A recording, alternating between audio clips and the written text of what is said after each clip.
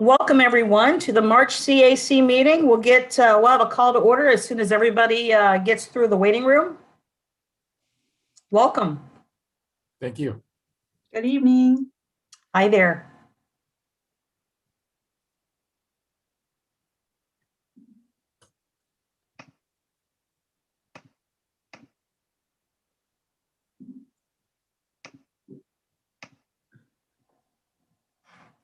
BJ, thank you for going and getting those pictures today.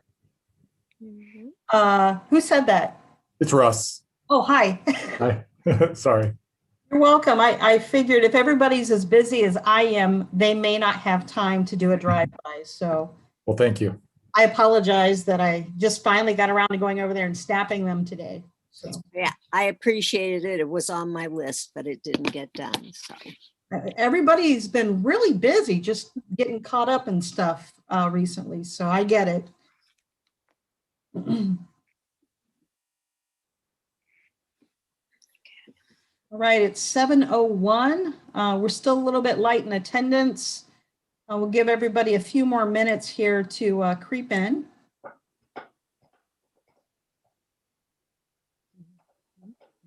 I was so encouraged by yesterday's weather. It was warm. I merely had on a long sleeve t-shirt and my fleece vest. Now I went about my day. And today I had to pull out the big coat again. So March is teasing us along. It looks pretty nice for next week. Oh, it does, doesn't it? Yeah, midweek looks very nice. All right, let's take a look here, see if everybody's here. All right.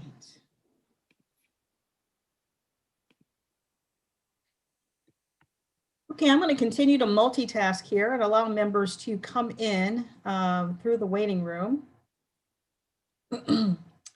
We'll go ahead. It's 7:02. We have a pretty action-packed agenda this evening, so we'll go ahead and get started. Welcome to your Clintonville Area Commission March CAC meeting. This is our official call to order and formal welcome. We are committed to the undertaking of the preservation of the values of the community through promotion, implementation, and recommendation to city officials. The CAC was empowered in 1974 by the Columbus City Charter to represent the Clintonville community in the discussion of community concerns. By city code, the purpose of the CAC is to afford additional voluntary citizen participation in the decision-making in an advisory capacity and to facilitate communications, understanding, and cooperation between the neighborhood groups, city officials, and developers. And with that, we'll go ahead and get started. I'd like to hand it over to you, Commissioner Votero, and provide us your update, if you will, please, for District 1. Just a short update, I hope. It's been very quiet in District 1. I do want to make one correction from the last meeting when I made it a point to offer congratulations to the snow warriors from the city of Columbus. Although they did a fine job on the major thoroughfares, I was in error that the plowing on my street was actually a neighbor who's a landscape contractor who had borrowed a backhoe for the day. And since the street was free of cars, he went ahead and used the backhoe since he couldn't work in the field. He went ahead and plowed everybody's street for them. That was just a kind neighbor who did that. And I want to thank the resident for doing that. He did a great job, and just wanted to make that correction today. But it's been very quiet in District 1. A few inquiries and questions that I've been able to follow up on for people, but very quiet. Fantastic. Thank you so much. It's always good. We've got plenty of good Samaritans in District 9 too. So I'm glad that panned out for you. All right, District 2. Hi, everybody. Brian Pfeiffer, District 2 Commissioner. Relatively quiet in District 2 as well. Glad to be out of the deep freeze and the snow is gone in the district. So excited about that. I think the only thing I've noticed with District 2, and it's kind of quasi on District 2 land, but looks like there's a new for lease or for sale sign at the Patrick J's development. So I haven't heard anything going in there. I just saw that signs up where previously that lot had been pretty empty or just adding various equipment going in and out. So that I would share that, and we'll keep everybody abreast in District 2 as well as the commission if anything comes up with that, or if anybody knows anything, feel free to share. Fantastic. Thank you so much, Commissioner Pfeiffer. We appreciate that. District 3. Hi, Libby Weatherholt, District 3. It's been pretty quiet. The only thing I have to report is that I attended a meeting on the book Stamped on February 24th. It was a really good book discussion that was sponsored by the Department of Neighborhoods. All right, fantastic. Thank you so much. We'll move on to District 4.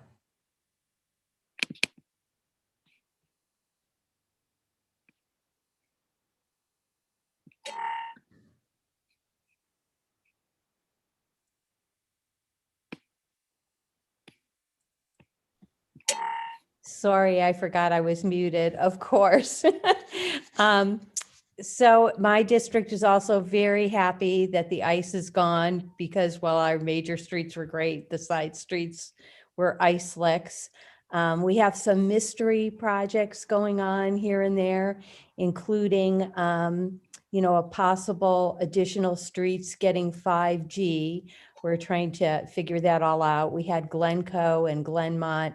Now it looks like perhaps East and Eden, but that remains to be confirmed.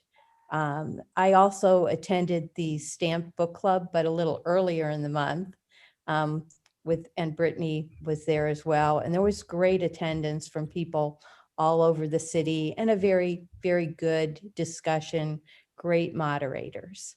Thank you. Well, thank you. We'll move on to District 5. Good evening, Brittany Bolton with District 5. There was, after all of the snow, a significant water leakage on Grandin, starting right at Northridge and heading south past Chatham and down to Acton. So that was there for about a week, but the city was able to repair it. So I'm glad that that's been taken care of. There continues to be lateral lining work in our neighborhood. So we actually had a large hole cut in our yard that you could fit multiple men inside of. And there has since been hay laid down, and my 4-year-old spotted a dump truck coming back to put more dirt out last week. So lots of blueprint activity in the district at the moment. In addition to that, just a heads up that the downspout updates that are happening are just to houses and not to garages. I think most of us know that, but I've had a couple inquiries about that. So that is continuing as well. Less specific to District 5, but more just kind of area commission wide. I did update the city's area commission website per the request of Ms. Cole, our neighborhood liaison, last month. So I've updated it with the current committees as well as our bylaws and directs to our meeting agendas and minutes, as well as a separate post that's specific to the candidate orientation night. So I'm hopeful that we get a little bit of traction with that. And then finally, I've been working for the past few months with Nancy Kuhol and a couple of other local leaders on doing some response for small businesses in the neighborhood in light of the Clintonville Chamber closing last year. So we actually are working to create a board and ultimately develop a new organization to serve some of those needs and address needs that we see emerging that small businesses need.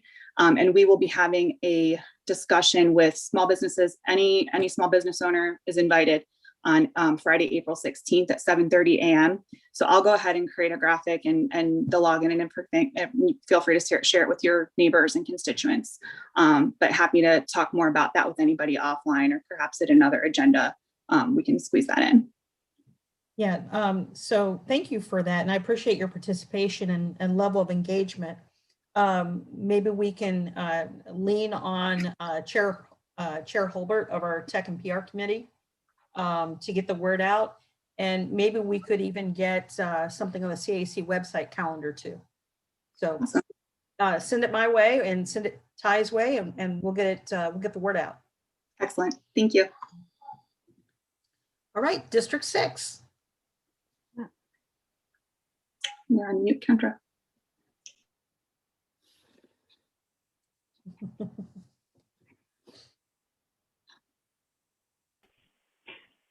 Here I am. This is Kendra Carpenter for District 6. I'm very happy to report that we've gotten some movement on the Aldridge traffic study. We've had overflow issues with traffic from Watterson High School, and there's a high phlebotomy school that's also on Aldridge and High Street that's been causing the residents some concern.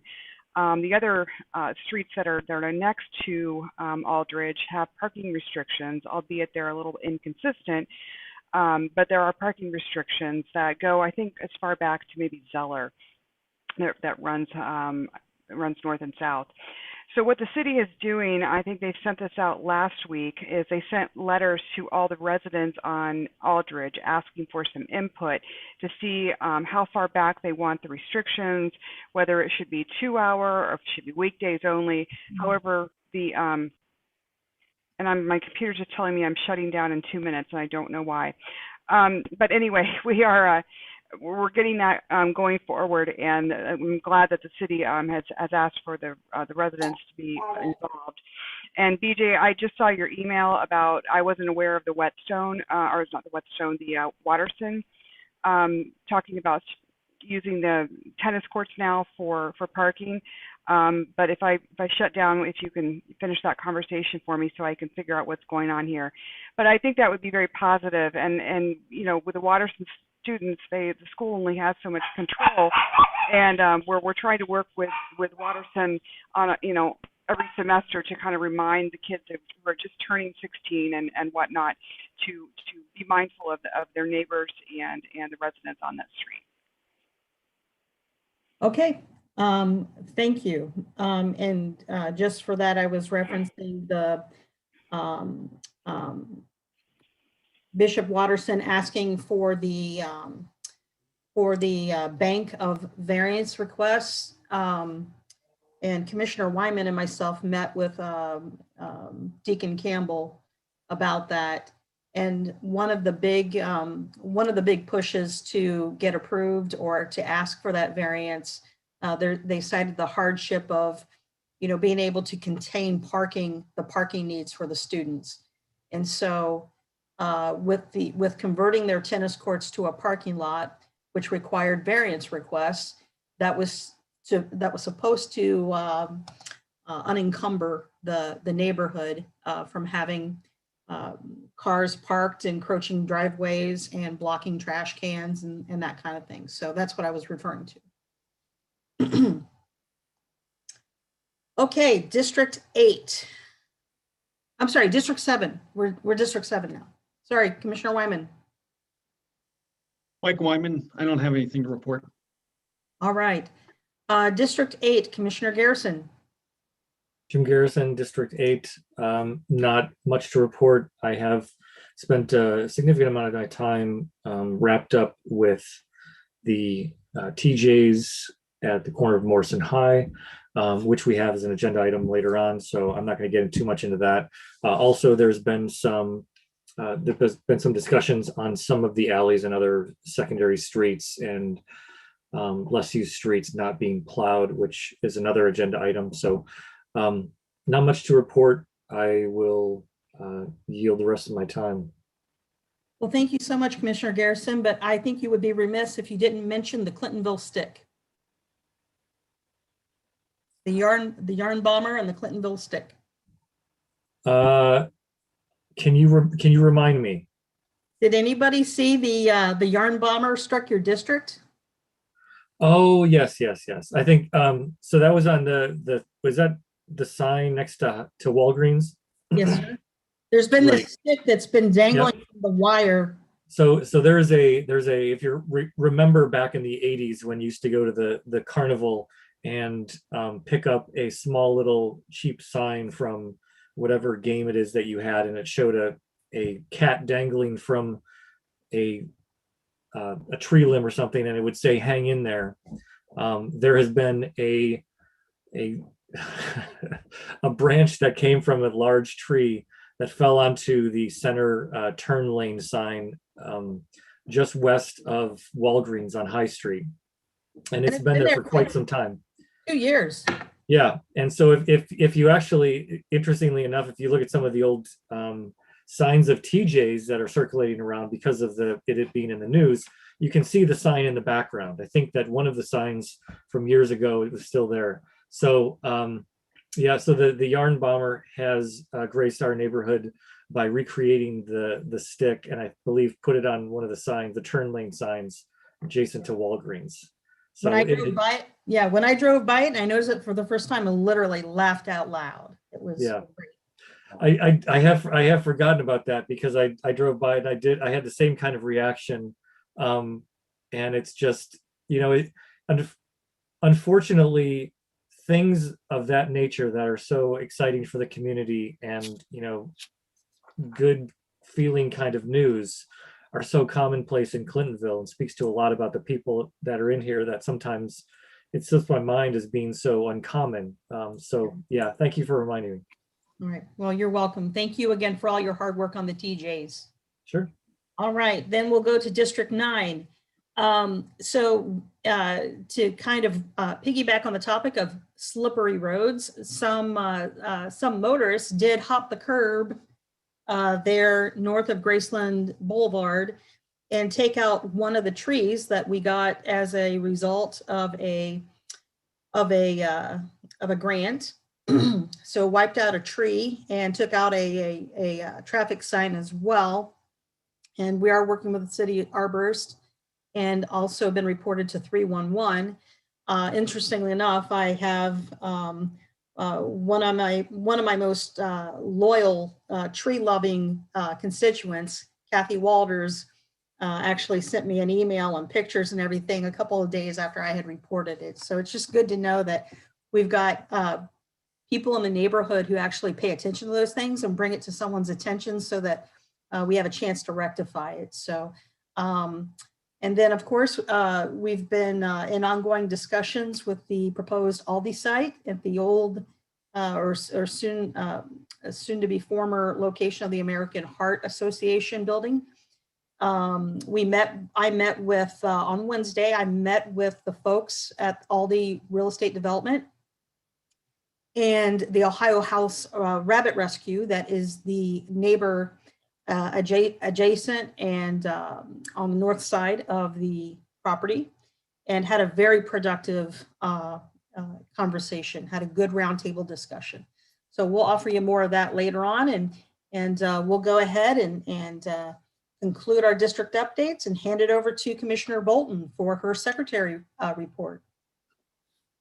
Thank you. On February 24th, I sent out a PDF copy of the minutes and voting record from our February 2021 meeting. I have received edits from Chair White and from Commissioner Minister that I am still incorporating, and then I'll get those over to Chair Hulbert over the weekend. Unless there are other edits to be heard this evening, may I ask for a motion for last month's minutes to be approved? So moved. And I'll second. All right, we'll go ahead and all in favor, please unmute yourselves. And I'd like to see a show of a hand and a yay or nay. All in favor of approving the minutes, say yay. Yay. Hey, Anyone opposed? All right, then the minutes shall be accepted. Thank you for your hard work on that, Secretary Bolton. We appreciate that. Okay, let's go over to Commissioner Carpenter for a treasurer's report. And it looks like she did get kind of, she did toggle herself out. So she'll probably be working herself back into the meeting. I'll be monitoring for text messages and emails, but we'll give her a moment to get back into the meeting, and we'll revisit that treasurer's report. Let's go ahead. I believe that our neighborhood community liaison has dialed in. Catherine Cole, are you there? There was a note on the chat. Oh, there she goes. Sorry, I've been having computer issues for about the past hour. And I know I probably have more. I have all my things typed up on my computer, so this is just from memory. So if I am missing anything, I will certainly share that with you guys via email tomorrow, and I apologize. This one relates to specifically Kendra and the Area Commission budget report. I am asking the Clintonville Area Commission for their April agenda to please add a budget review item for the 2021-2022 fiscal year to be discussed so that it can be finalized, voted upon, and approved during the May meeting. Also, closeout financial reports will be due as soon as possible, so please make any final expenses so those can be turned in to Julia Carter. This Saturday, there is a training. It is a two-part training, so if you participate in this Saturday's training, you must also participate in the Saturday training in 2 weeks. The deadline to register for that training is tonight at 11:55 p.m. So please register for that if you are able to. And those are all of my announcements from memory. I know I'm certainly missing things, so I will send those out to you guys tomorrow because I did have a rather lengthy list of announcements. I, again, apologize for my computer mishap tonight. That's okay. If you wouldn't mind, Catherine, reiterate the Commissioner Carpenter's back with us. If you wouldn't mind, just follow up with an email that is to Commissioner Carpenter and to myself. Absolutely. With that information, and do a round robin to everybody with any kind of loose ends that you need to tie up that you weren't able to recall. Absolutely. I will do that. Thank you, Chair. All right. Thank you. All right. We shall go ahead and Commissioner Carpenter, are you back on?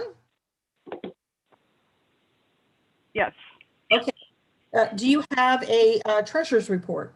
I don't have anything new to report. We are still flush with funds. BJ, I still have checks on my desk. I just moved offices. I know. And so I will get that to you. I don't know if anybody else has been having mail issues in Clintonville, but my husband and I have been not getting, well, we had a mail hold, but we go to the post office to pick it up and there was nothing there for like a week.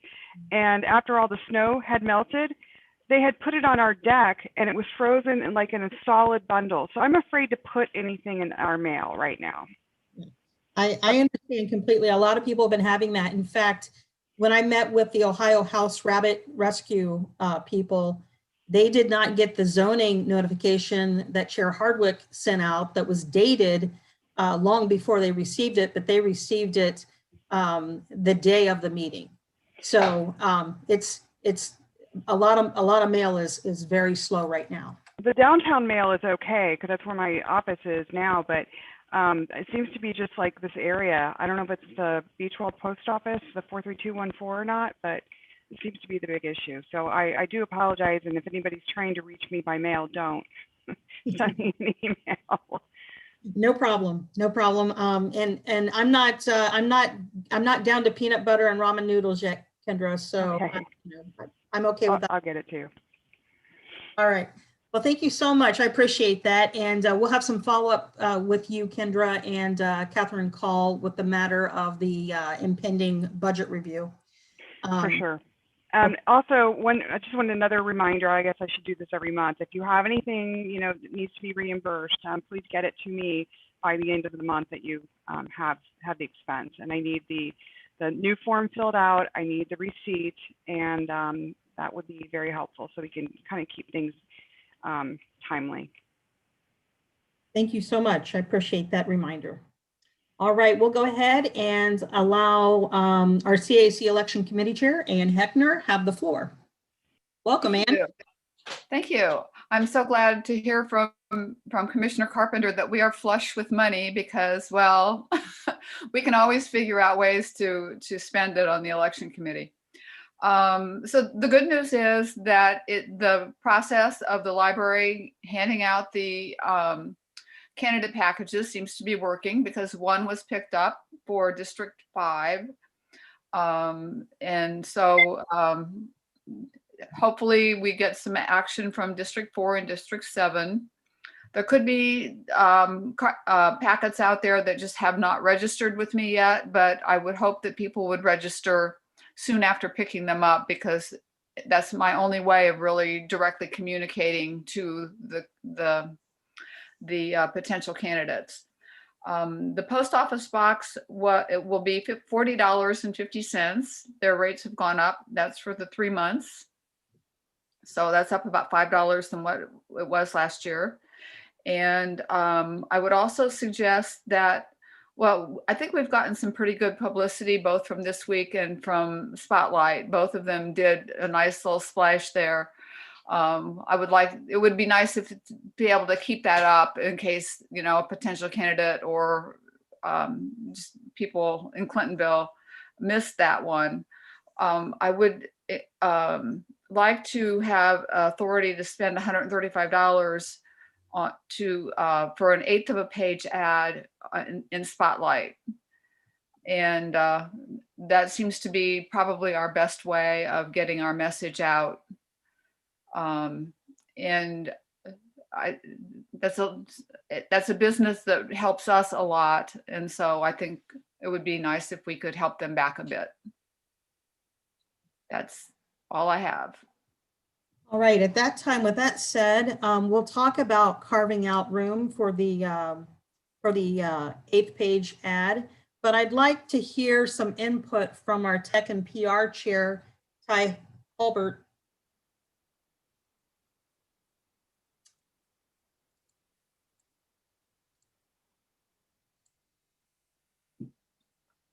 Yes. Hi, Ty. Hey. So can you tell me a little bit how active are the social media responses resulting from your posts regarding the election?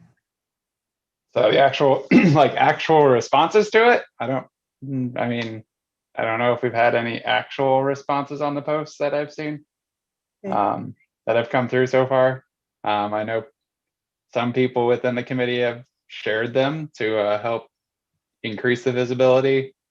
I've seen other communications that have gone out to groups that do work within their districts, but I haven't checked the actual statistics of how many views or anything to that respect, at least.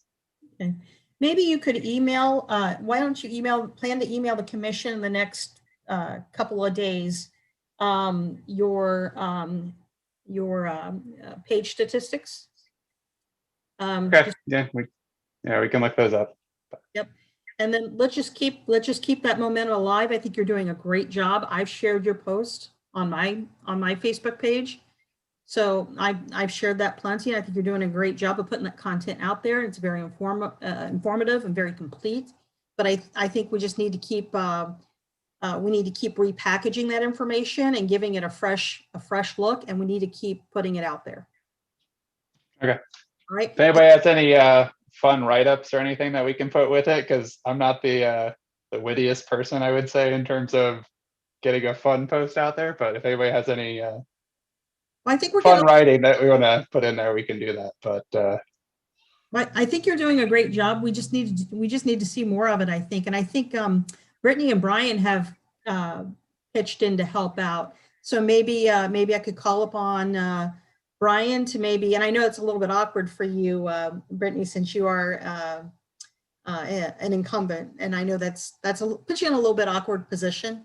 But if you could, just kind of keep the creativity going and pick up momentum, that'd be great. Brian, whatever you can do to help along, and I'll try to chime in too. Okay. Could I offer one suggestion, Chair White, for? Yeah. So just thinking through the Spotlight ad spending, I know that it's a monthly paper, so I'm concerned that it'll get delivered the week of April 1st, and our write-in candidates are due that week. So I'm just worried about the timing unless, I don't know, Chair Henkener, if you were thinking about perhaps an online ad buy, which could be something that they offer, I just wasn't aware of. But we might want to consider social media spending as well. We could target to our area zip codes on Facebook with very low dollar amount to try to reach folks on Facebook as well. We don't have to decide right now, but that's just another option. Chair Heckner, can you tell me a little bit about this ad? Have you already spoken with somebody at the Spotlight and have a deadline in mind? No, I didn't. I just wanted to find out how big the ad would be and what the price was. All right. So I think what we're going to have to do is tonight, let's go ahead and vote for the expenditure impending any kind of review in tandem with the Tech and PR Committee. And we'll go from there. How does that sound? Okay, so we've got a $135 expenditure and a $40.15 expenditure for a post office box. We're going to go ahead and carve out just for incidentals, anything that might come into play. Stamps. Did you work stamps into that? Do you need any money for stamps, Chair Heckner? Not yet, and that's just going to be, we're not going to know what that is, obviously, until we find out how many ballot requests there are. I think right now we've got $175.15. I think we ought to beef that up to an even 200 to cover any kind of postage or other incidentals associated with this, the upcoming election. So I'd like to make a motion to propose Commissioner Carpenter. Thank you. Sorry, didn't want to interrupt you, Chair. But I'm just looking at our area commission, our special revenue fund guidelines, and that would fall under a miscellaneous expense as an advertising cost. And in bold and underlined, it says that it has to be pre-approved by the city. So I don't know if Catherine, if you're still on the line, if you can chime in on that. But I'm just looking at the allowable expenses part that is on the end of our commission contract. Kendra, please send me an email and I will forward that on to Julia to see if that can be approved. Okay, I will do that right now. Thank you. Okay, so we will go ahead and vote for the expenditure impending review of the city to allow for the expenditure to be used towards advertising. So I'm gonna add in a little bit of extra coinage in there for stamps and any other kind of incidentals that might occur. And we'll round that to a friendly number of $200 so that the CAC's election committee has that to proceed once authorized by the city of Columbus. $200 for a 1/8 page ad, 3 month for a post office box rental dedicated to the election, and a little bit of incidentals for postage or any other would-be miscellaneous item. $200. Do I have a second? Before we second, I'm so sorry to do this, but I mean, I'm following the treasurer guidelines. The only thing we need permission for is the advertising, the stamps, and the other things. So I think we need to break that out because we can do the stamps, we can do some of the other things, the consumable expenses.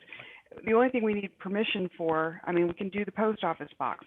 The only thing that we need permission for, I think, is the advertising.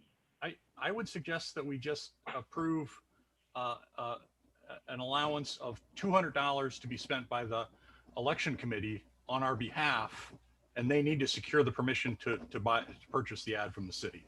Well, unfortunately, Commissioner Votero, the way that the reports are done, I have to categorize everything as administrative special projects, space cost, travel, consumable, banking, and miscellaneous. So it's hard to lump something in together when you have to do the reporting the way that the city requires it. Would those fall into different categories, or would those be just some administrative? of them? Some of them would, yes. Okay, so I think I understand what Kendra's saying. So $40.15 would be under consumables. And what is that for? Post office box rental. We did that as, yes, it's under space costs and rentals. Okay, so that's gonna be under the category of. So that's allowable. uh, We don't need permission for that. Okay. I know, I'm breaking it down into categories so that we know what we're voting for. And then the $135 eighth page ad is for advertising, which requires permission by the city. Correct. All right.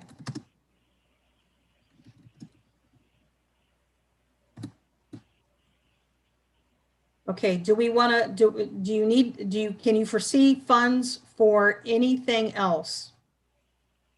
Just the stamp. Okay, the stamps, we're good for stamps. We don't need to vote for stamps, right? Right. Well, it's technically it's under miscellaneous expenses, but we've never, Okay. that's just never been a practice. I don't think we're going to start that now. And we don't need to vote for cost and for space cost and rentals for the $40.15. No.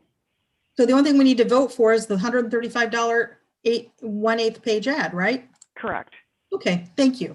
Mhm. Right, so I'm going to make a motion to vote for allocated cost of an 8th page ad, which requires permission by the city. And if approved, we shall grant the CAC Election Committee $135 to move forward. Is there a second on the floor? Yeah, I'll second it. Okay. Let's go ahead and vote. District 1, Yes. District 2, Yes. District 3, Yes. District 4, Yes. District 5, Yes. District 6, Yes. District 7, Yes. District 8, Yes. and District 9 votes yes. Thank you so much. Thank you, Kendra, for coaching us through that. All right, we will get an email, Chair Heckner, off to via Catherine to the city and try to get that approved for you. Do you have anything else? I don't. Okay, well, if that concludes your report, we thank you so much for all your hard work, and please convey our gratitude to the rest of your committee. Okay, I think we're ready to move on to Chair Stephen Hardwick with our CAC Zoning and Variance Committee. Hello, thank you. We had 2 agenda items. The first was BZA 21008 at 494. Dunedin, the homeowner, sought variances to reduce the minimum side yard for a garage from 3 feet to 0 feet and increase the height from 15 to 18 feet. This is to replace a garage mostly on the same property line, same spot where it was. It's not going to encroach on the neighbors any farther than it already is. And one of the reasons and he had one of the best reasons Clintonville has for not moving a garage farther away, and that they're trying to save to do as much as they can to keep an old oak tree happy, and safe. The odd thing is the fence in this for his neighbors was always a couple feet into the neighbor's property line to begin with. I did get just today an email sent via the homeowner from the immediate neighbor, 500 East Dunedin, saying that he has no objection to it being built where it was. We had no comments on this except for Commissioner Minister, who said that she put it on the street's email list and received no opposition. The vote was 8-1 in favor, with the only no vote saying she would have felt more comfortable. She would have known for sure that the neighbor knew where the property line was, since the property line was, because of the fence, was moved over a couple feet into the neighbor's property. And that's the end of my report. I think Mr. Carney is here as well. Now I turn it over to you, Chair White. All right. Mr. Carney, are you here? Yes. Hi there, welcome. Thank you. I was present at the Zoning and Variance Committee meeting, and I recall everything that you said. Is there anything that you'd like to add to that, or maybe address the commission and provide additional information for those who maybe were not able to attend? Thank you. We are trying to save what our arborist has called the largest pin oak that he's ever seen in the state of Ohio. So he says it's very healthy, but what we're trying to do is, as much as possible, replicate the footprint of the current garage so we don't impinge on the tree any more than we already have, because the garage is very old and dilapidated. But the neighbor does not have a problem. I did verify with him through a text message that he understands that the eastern wall of the current garage is apparently adjacent to the property line. And he understands that and still doesn't have a problem with it. What we're not doing is moving it toward his property. We're trying to keep it in line with the old garage to keep it as far away from the oak tree as possible. We're also asking for a variance to have the roof pitch of the new garage match the house, just for aesthetics. Okay, okay. So we just want to make sure to touch base with everyone here on the commission. Are there any commissioners who have questions for Mr. Carney? Sure, White, I had a comment on the application, if I could. Please. For a moment. So there were two things. Number one, I wanted to kind of reiterate that, it's nice to see people who are requesting variances for the right purposes, such as this, where you're looking to add, an outbuilding to match the style or the massing of the primary structure. This is something that comes up with a lot of design review boards and that kind of thing. So, just kind of coming to grips with the fact that there's a height limitation and that's just what it is. And you end up with a garage that doesn't necessarily match everything else and kind of looks like it doesn't belong there is unfortunate. So thank you for that.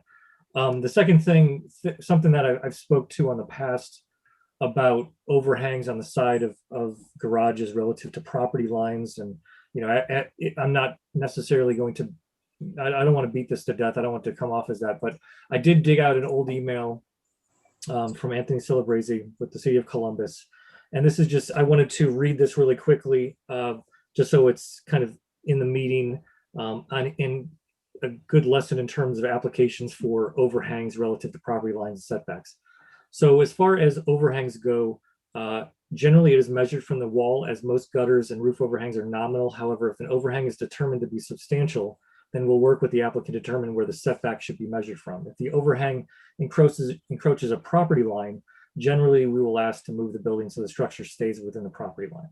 So that's another thing I wanted to commend the applicant for, in terms of showing the site plan, showing the overhang, showing the relationship between the building, including all of the different pieces, and the property line. Sometimes if we have a site plan that doesn't show roof overhang, that kind of convolutes the whole request for the variance and everything. So recognizing that the building is three-dimensional is helpful to this kind of thing. So I don't have any opposition to it, but I did want to just point out those two things relative to the application. Thank you. All right. Thank you, Commissioner Garrison. Always good insight. Anything else for the good of the group? Commissioners? I just had a general question. Did you get an age of the tree from the arborist? Yes, he said, without going into a little more study, cutting into the tree, what have you, he thought it was between 150 to 200 years old. But it is actually the largest tree that I've ever seen outside of California. I've seen the redwoods and they're fantastic, but and this isn't quite that large, but it is extraordinary. You stand next to it, and I'm 6'4", and it would probably take my wingspan about 3 times to go around the base at about 6 feet up. And he says it's very healthy.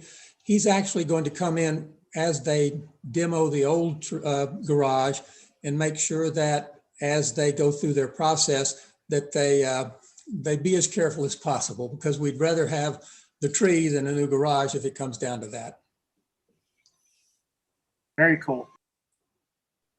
I want to congratulate you on being so conscientious of the tree and its needs and taking the care to take care of it.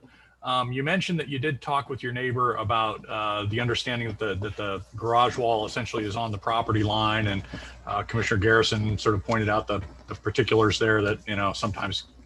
Did you also talk with them about, you know, there's kind of an ongoing need with any wall for maintenance, whether you're painting a surface or there's siding to be maintained or gutters to be cleaned out, that they're aware of that and comfortable with it and no issues there? I did not. That was just not in the conversation. I thought the other was more important and didn't get into the other. Okay. I just wanted. All right. Anything else from commissioners?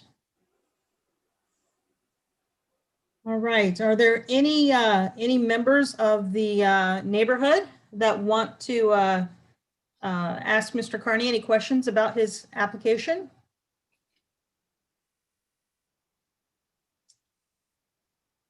All right. I don't have anything in the chat or anything in the email.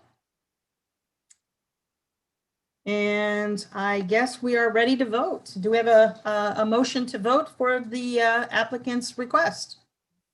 I move that we vote Okay. to approve. Okay. All right, we'll go ahead and call roll for a reduction of the minimum side yard from 3 feet to 0 and increase the height of the garage from 15 foot to 18 foot. District Do we one. need a sec? Oh, I'm sorry. Do we need a second, Chair White? I I'll thought, second. Okay, thank you. I'm sorry, I thought I had a first and second there. I apologize. Thank you, Secretary Bolton. All right. With that, we'll go ahead and call roll. District 1. Yes. District 2.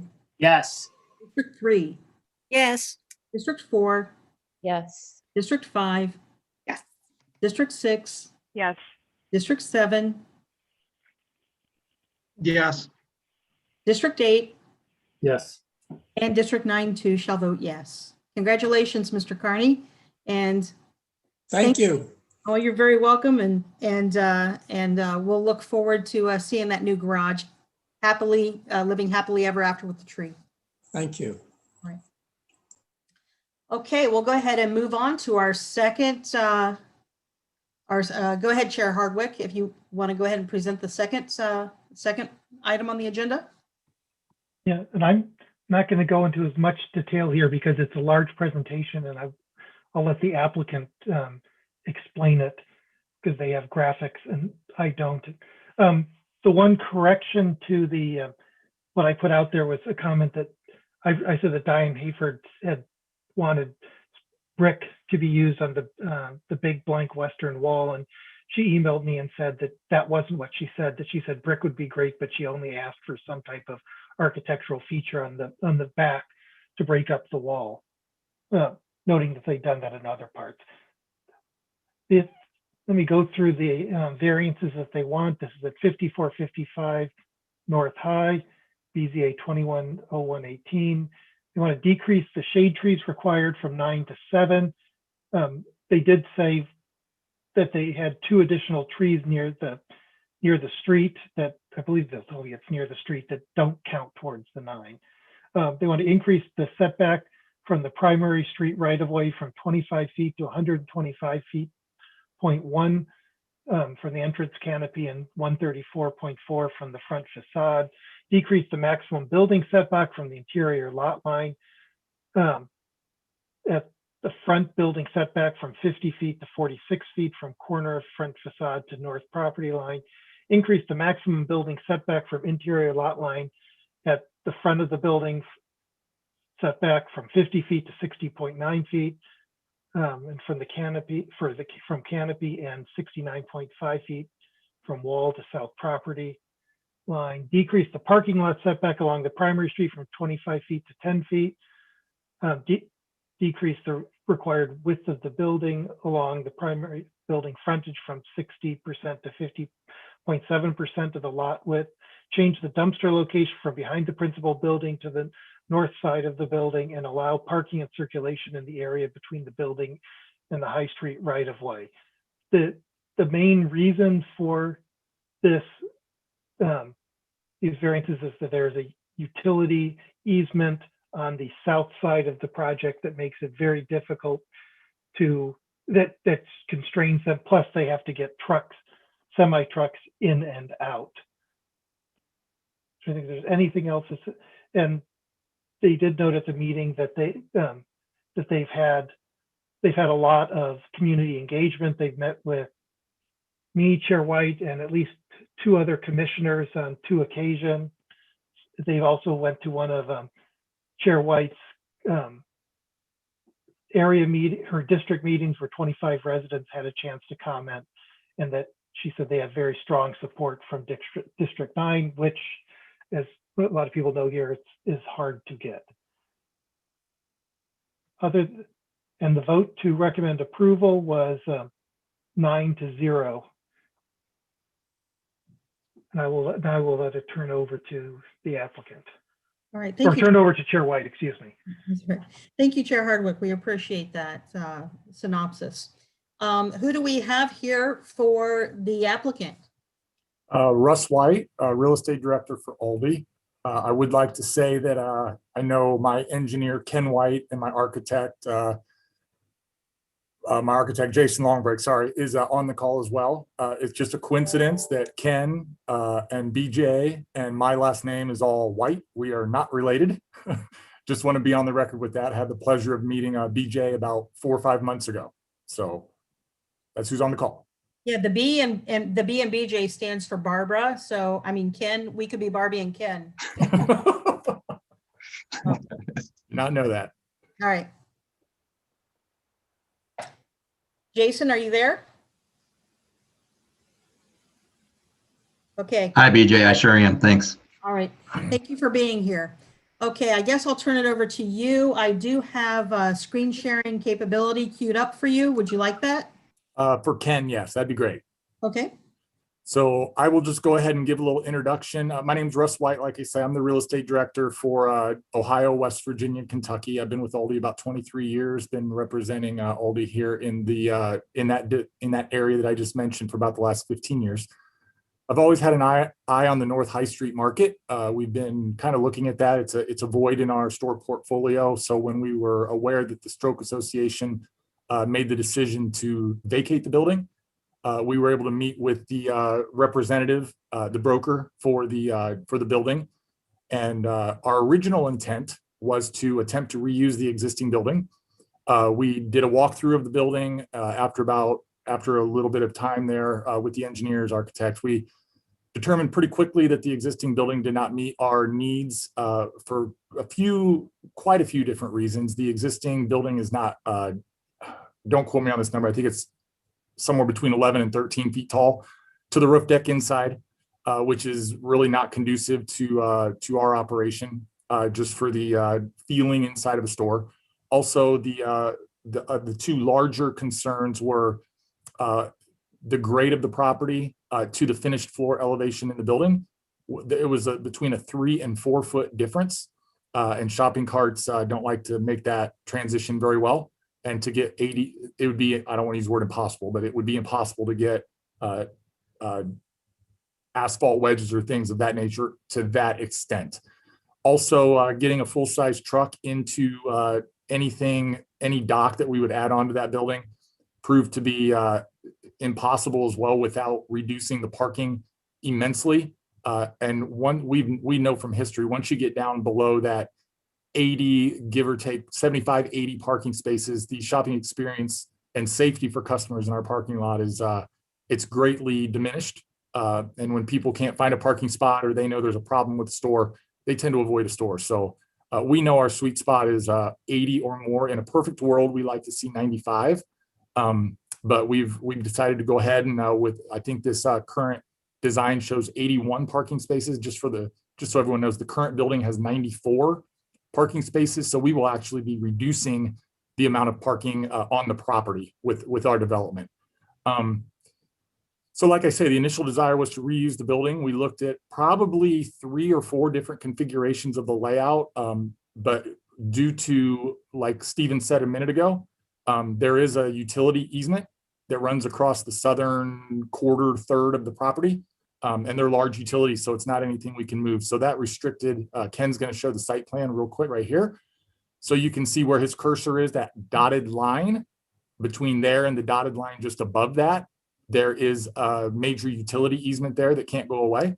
So we have to stay north of that easement, which puts us, well, we have to stay out of that easement, which gives us one choice, which is north of that easement.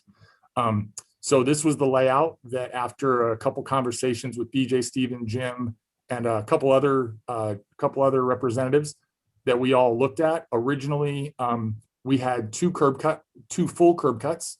The one at the southeast corner there is a full curb cut in and out both ways. We originally showed the northeast curb cut as a full curb cut as well, in and out both ways.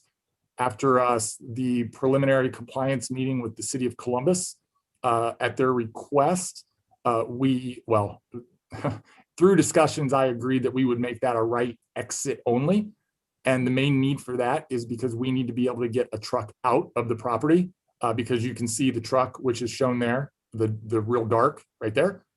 That truck would leave. And if that acts, the truck will leave that way and it will leave to the right out, and it would then go down to Morse Road or wherever it needs to get back to Springfield, which is where our trucks come from. If that right out was not there, the truck would have to leave, make a right in our parking lot where the hand is, and then it would come down and it would have to make a left to head toward High. The problem is if it was stacked up with some cars, other cars waiting to get out, the rear of that truck, the trailer, could still be hooking to the north, which would then block people from coming in and would potentially stack up then onto High Street and block oncoming traffic that doesn't have to stop. So that would be a problem. So we really need that right out in order to safely get trucks out of the property. So we looked at configurations of keeping the building right up on the road, but we ran into the same problem because of the depth of this property. This property is not as deep. I know there's some other properties within probably a couple miles of this that are bigger, not available, but larger. If we had another 30, 40, 50 feet on the back of the property, we could get a truck in at the rear. We also looked at the recommendation of the commission to look at potentially getting access across the back of CVS next door. So that would allow us to get the truck out down behind CVS and then out onto the street's drawing a blank, but the smallest. I'm sorry? Broad Meadows. Yes, thank you, Ken. Broad Meadows, but there were about 5 or 6 complications with that. A few of those include there's a CVS is there and we would have to get their approval, and then we would also have to get, CVS doesn't own it, so there's also a landlord. But the bigger issue is there's some major utilities that are on the CVS property that run right there where Ken's drawing his hand back and forth. And they're in a mound, so we don't even know how far down they are, but they would most likely have to be relocated or lowered, and they're major utilities. They're not small utilities. So I want to step back one sec. We did touch base with BJ and the group probably within 2 weeks of initially looking at this building to have conversations regarding this and to come up with what we're seeing here. We worked with the team. And then I know BJ's been great the whole way. She's like Steven referenced, there have been some meetings for the local residents. I did watch that the next day on the Zoom call. I was very pleased and happy with everybody's excitement for the project. Like I say, we did go in for the initial feedback with City of Columbus as well. We got quite a bit of positive feedback from them. And then we got some recommendations to make changes, which we have incorporated. The big one is the curb cut, but they also asked for the alignment of the sidewalk that you're seeing out there along High Street. Our initial talks with BJ and everyone was to push that sidewalk away from the street a little and have a green space between the sidewalk and the street. City of Columbus wants that sidewalk up on the street like it currently is, but not only like it currently is. I think it's 5.5 feet wide. They want it to be at least 7 feet wide, so we will be putting in a brand new sidewalk where they want it. Keeping it on the street allows us to keep those locust trees that are currently there. And then I know one of the variants is for trees. The trees, if you want to pull up the landscape plan, please, Ken. The trees in reference don't include those 3 locust trees. Ken, if I say something incorrect, I think I'm still going, but the going from 7 to 9 trees does not include those 3. Correct. And then there's, correct? Correct, yeah. Correct, okay, I thought so. So it only includes the 7 trees that he's kind of highlighting right there. But there's also a couple other trees that are not included in that big tree right there. Ken, why doesn't that one count? Just remind me. So this is an existing 12-inch maple tree, and technically, I guess the city of Columbus considers parking lot tree, it would have to be in this corner island here. It's about 20 feet away from where it needs to be considered that. So it's technically in the front yard. So theoretically, we could cut that tree down and then plant a new tree a little bit to the left and not need variances, but we're going to try to keep the large tree that's there. That's why specifically for that variance. Some other comments that we've received, and again, I've met with the rabbit rescue, wonderful people. I've met with, I listened to the meeting that BJ put on. We've listened to the variance council, the zoning and variance meeting last week. So if I say a comment was from someone and I misspeak, I'm not trying to. I've gotten comments from a lot of people. So some things that we've updated in about the last 2 to 3 weeks based on comments from various people are we've added, if you want to pull up the elevation, Ken, I'm sorry, I'm switching on you, sorry. You're fine. On the front of the building, we added an accent feature on the right corner of the 3rd one down. If you could just highlight that, we added that accent feature to break up that corner. During the zoning and variance meeting last week, the rear of the building, like Stephen was mentioning, that was all brick. We did add some of the accent features back there to break it up because that is visible from a residential neighborhood. Some other site plan elevation, site plan changes that we've made at various requests. Our dock, though it is on the north of the building, we're asking for a variance for that. A couple highlights on why. Well, first of all, we had to put it there in order to get the truck in and out, but that placement puts it as far away from the residents as we can, which are behind us.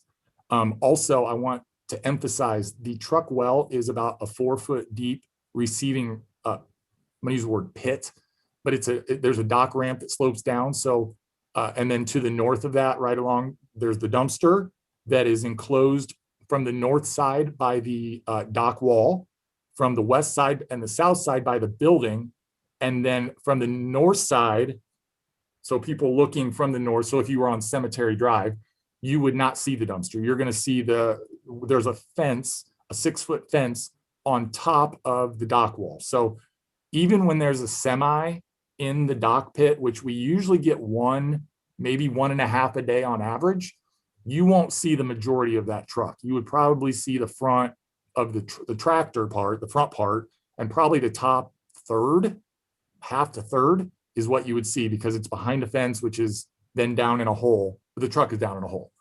Some other site plan changes we made. Oh yeah, and then he was highlighting there the gate on the front, but the other, sorry. No, you're fine. And there's a gate on the front, which fully encloses it. It's a full privacy gate. We've used this on numerous projects, everything from Reynoldsburg to, I'm not going to name off a bunch of towns, but we've had good success with this gate, and it fully encloses the dumpster, which we do get emptied every week. So we keep that area clean. Back to the site plan. At the request of the rabbit rescue, we added a fence along the northern part of our parking lot, right across there from where Ken's hand is going back and forth. That would be to screen headlights from cars because rabbits are a little antsy and they don't like bright lights. So we've been asked to add a permanent fence. Back to the landscape plan. Sorry, I'm jumping all over. We added a full hedgerow along that north side, but then we kept that hedgerow going right around there, around the transformer, all the way to the end of the dock wall. So it will be screened from Cemetery Drive all the way from the building. You'll have the fence on top of the dock wall, and then it turns right into a solid row of bushes, a tree, and then finishes off with the fence and bushes, and the fence is there for the rabbits. So few other comments. I'm not going to drag this out. I'm happy to answer questions at the end if there's something I don't cover. But I just want to say we're very conscious of a lot of things at Aldi. Like I said, I've been here 23 years. We've worked internally on this store. This store will be all CO2 refrigeration. So it will be there's no gas output from these stores, and it's all CO2. Also for heat, we do reclaim heat off of our CO2, which is then used to help heat the store. So it's called heat reclaim. It's something that our HVAC is equipped with, and it's our first round of heat. Obviously, if it can't keep up, then we kick in the gas heat. But our first phase of heat is through the heat reclaim. We take a lot of pride in our facilities and our responsibility, not only to the environment. We're a German company. Our mothership, our local. I'm out of Springfield, like I said, but we take a lot of responsibility in our global warming potential and how we impact our operations. So we look at everything from lighting. Every light in this store, every light bulb. That's not the right word, but every light bulb will be LED. Everything from exterior lights to interior lights, every light bulb will be LED. We also have a dedicated team. They're actually located in Dublin, or at Tuttle, close to Dublin, Ohio. They monitor all of our refrigeration systems and our electrical systems nationwide. It's a team of probably 8 or 10 people now. So everything in our stores is computer monitored. If one of our stores goes into alarm, they get a notification which notifies our security system. They get notified at the same time. So the security team notifies the store, who can come to the store if necessary to check on it. But then also our energy management team gets a notification, and they can send that on to our service company located here in Columbus, who could either log on through a connection to the site and see if it's a setting that needs adjusted or something they can fix from home, from their laptop, or if they do need to dispatch a team. We take that very seriously. I get reports every month for every one of my stores. I have 77. So I get reports for every one of my stores for any store that is out of the norm on utilities or electric uses or things of that nature. Also, HVAC controls are the same way. We recycle all of our cardboard and all of our plastic in the store. Cardboard comes in, or all groceries come in cardboard boxes on a sealed truck. They come in, we sell them, we sell the groceries. Cardboard that's left over goes into a compactor. That cardboard never comes outside of the store. It goes directly onto a truck, goes back to the warehouse, and then goes straight to a recycle bin, to a recycle plant where it gets recycled. Same thing happens with our plastic. Like I said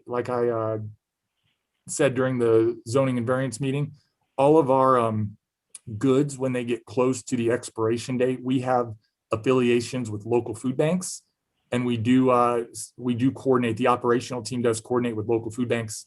I think it is mid Ohio, I believe. I think that's right, for the Columbus market, who comes to all of our stores and picks up a couple times a week. So that reduces the amount of waste in our dumpster, but it also puts the food where it should be, which is not in a dumpster. Few other, I'm gonna skip a few things that I have written down here that I did discuss at the zoning and variance meeting, so we can have a little more time for questions, because I know it's after 8. But I do want to say, and I said this at the last meeting, I've been here a long time, and if I didn't respect and agree with what we try to do on properties and in the community from my standpoint, but then also on the operational side, if we didn't take good care of our people and hold our suppliers to appropriate standards, I'm just personally speaking that I do agree with the principles set forth by Aldi. So I'll leave it at that and leave some time for questions. But I do want to say one last thing. BJ's been amazing to work with. Jim and Steven too. Everybody on our meetings has been forthfront with what they're requesting, and we've tried to meet every one of those requirements that we can. I'm sorry. At the last meeting, we were requested to provide some view. This is an aerial view, so if we go, I think we have one of more of a street view. So this is kind of what you would see if you're out on the road. And this is, oh, and I'm sorry, I forgot to mention, we were asked at the last meeting to update our trees to a native tree, and we switched that, Ken, to a red maple, right? Correct.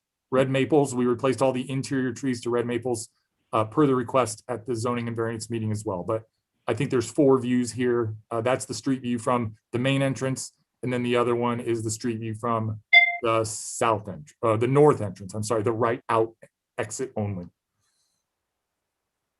So I'm happy to answer questions or.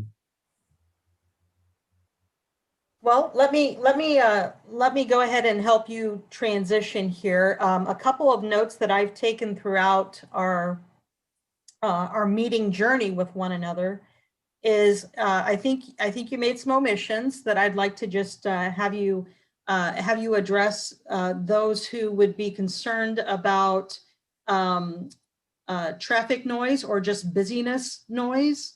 What are your business hours? Sorry, that was a lot of talking. Our normal business hours are, I'll just say 9 to 9. We open at 8:30 twice a week for at-risk shoppers. And then I believe on Sunday, we close an hour or 2 earlier, but really most days through the week, it's 9 to 9. So we are not a 24-hour operation whatsoever. Okay. And many of these variances are being requested as a result of hardship, not being able to access from Cemetery Road, not being able to access from service from Broadmeadows, servicing the area through CVS. So this is your last. This is the last resort. Is just trying to overcome these 2 hardships that you seem to be challenged by.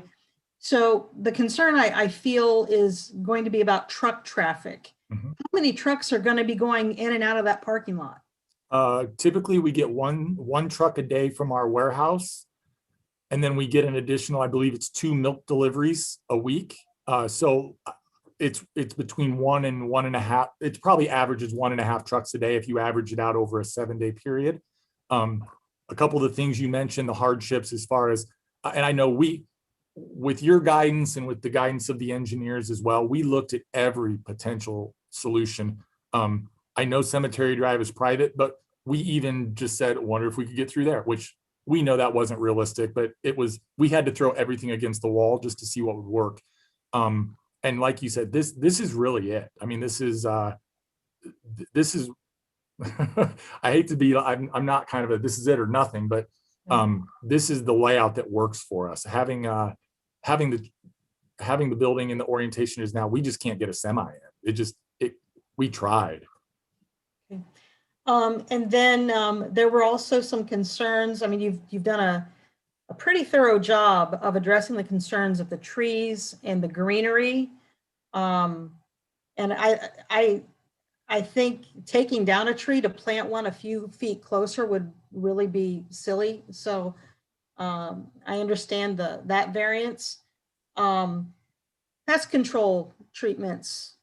All of our stores have monthly we have a pest control like most businesses do, but especially a grocery store.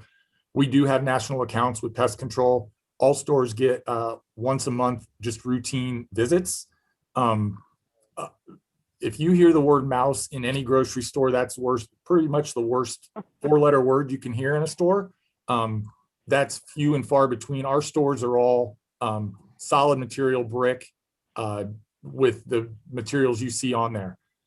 Also, our doors are solid steel doors, and our front doors are aluminum trimmed, aluminum framed doors. So there's really, unless somebody leaves a door open, which we have alarms on every door. So if you leave a door open, it goes off, other than the front doors when they're opening during the day, but that's not a place people are or rodents would come in. So we do have routine maintenance.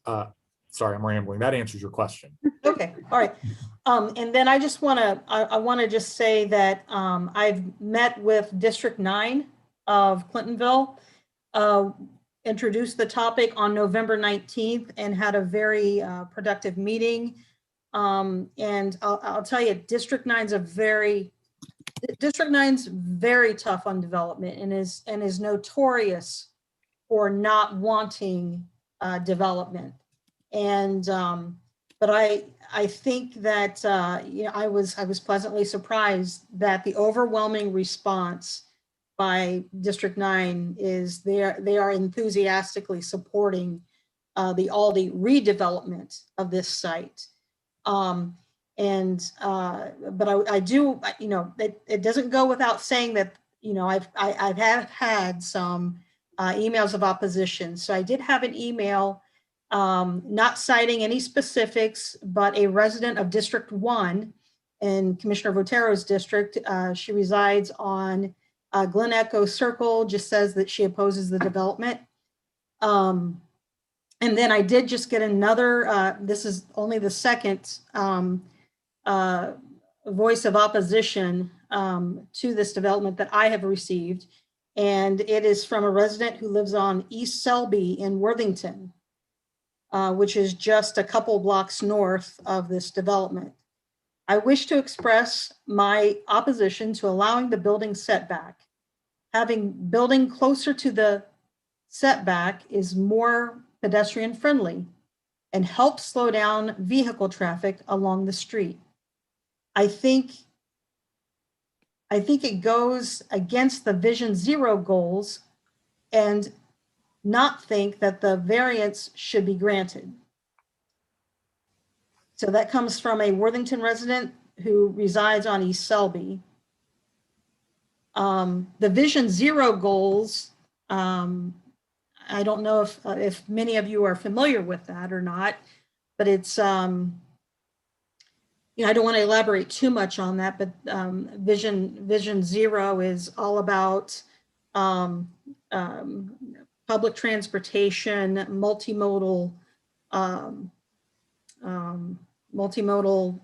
transportation, bikeways, and pedestrian-friendly routes. So that's, you know, while many of those are values of Clintonville, that's not part of the screening, and that's not part of the Clintonville screening form altogether. That's not the be all end all. You know, it is a concern that we have to adhere to, but I don't have to answer that. But I was wondering, Russ, if you could talk a little bit about, even though you may not be familiar with Vision Zero, would you talk a little bit about what you have in line to help support some of those principles? Sure. I believe there's a bus stop at the property just beside us. And we have included a walkability path from the side. Well, like I say, we are upgrading the sidewalk out front. And then we do have a walk path back to the store. We've also included a bike rack along the front of the store for anyone who would come in that way. And then also, I didn't mention this before, but it kind of relates probably.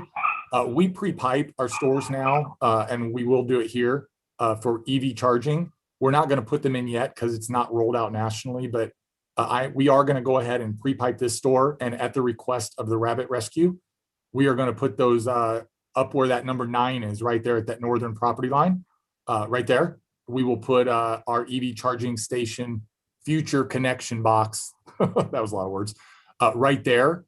So then when we do install the EV charging stations, they would be there and they would fit right in and help put some of the quieter long-term cars closer to the rabbits. We did that at their request. So I think that answers your questions.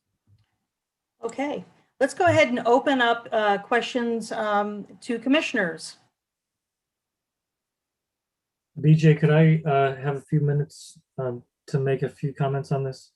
Oh, yes, absolutely. Thank you for the presentation and everything. I wanted to take a moment because I think it's important for the people that are watching this either now live or after the fact to, you know, be aware of the process that has happened before and up till now, so that this is not necessarily something that is the first time we're seeing it and that we're deciding on it right away.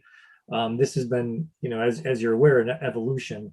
And I want to say thank you for coming to us so early so that we can express some of the concerns that residents have had in the past about other developments, as well as what we think might be beneficial or problematic on the site. There were a couple things that I think are important to touch on that have been raised by a resident to me today, and as well as some other things that I've seen, and how we've looked at these issues relative to dumpster and proximity to adjacent properties. As some may not know, the American Stroke Association dumpster is in the back, the southwest corner of the building, kind of close to the Worthington Terrace Apartments on Broadmeadows. So this is, in theory, if we're moving the dumpster over on the north side, while it might be not as far away for the residents on Emerson Avenue, in terms of the amount of dumpsters or the amount of people proximity to a dumpster, it kind of decreases. But one of the things that I realized today as I was looking more into it was that the existing building has lighting in the back, and that seems to me primarily for safety, as it as it is relative to the parking in the back of the building. So by moving the building where you have in the back of the property and putting the parking kind of up front, to me, I looked at it as kind of an increase in safety, as well as a simultaneous decrease in light pollution for the residential areas. And I think that's something that can't necessarily be understated, because we would love to have buildings up on High Street. It makes it kind of look nicer, be more kind of pedestrian friendly, and slows down traffic. But at the same time, specific to this site, it has so many challenges. It seems as though the way that you've treated it and the attention and refinement over so much time period has really done a lot of good for the design of the property. I appreciate all the existing trees you want to save. I thought it was odd that the city of Columbus indicated one of the trees to be taken down and put into its own island. I feel as though that might have been short-sighted, but I did want to point out these things because sometimes people will look at us voting on a variance request and just think that we've completely not really looked at all of the different facets of it. Specific to the dumpster, and BJ, as you're going through these, the apartment buildings, because there's a higher density of population within that smaller area, they have their own dumpsters along the back of Cemetery Drive. And those are not very well screened. And those are, I'm sure, serviced more often. So again, I want to commend Aldi and the application team as a whole. One other personal side note, I made a comment on the zoning variance committee meeting about rooftop equipment and screening, and where you have specifically designed a depressed area of the roof so that you don't have equipment being seen from the road or from adjacent properties. And you can simply go to Graceland Flats and see what it looks like when people don't think about these things. You just see a tremendous amount of condensing units strewn about, and it's kind of an eyesore. So I just wanted to point out a couple of these things in the process, and then, and thank you. And then one last item to make sure that you can, Russ, acknowledge the fact that you got the forward from the city manager of Worthington, who wrote a letter today just expressing some concerns that wanted to be passed on to you. I just want to make sure you got that. I did. Yes, I did. Thank you. And I think quite a few of those we did address during the discussion.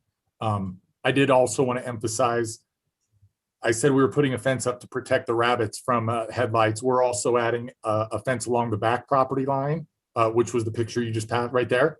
That would fully screen any headlights coming from cars that would shine in those lower residential units.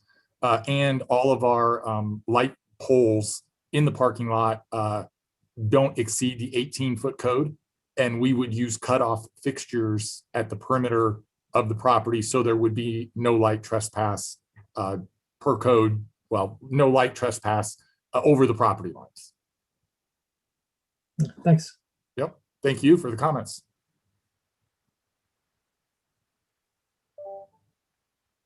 All right. Are there any more questions from commissioners?